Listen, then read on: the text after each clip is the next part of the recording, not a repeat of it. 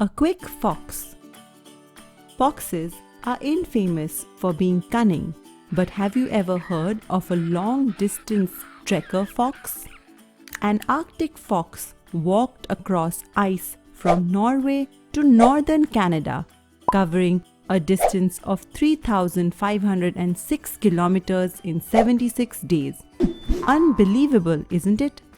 The fox, who was not even a year old, was tracked through a GPS chip fitted on its body. Surprisingly, it walked this long distance at an average speed of 46 kilometers per day, with extremes going up to 155 kilometers per day. But why would a fox travel so far?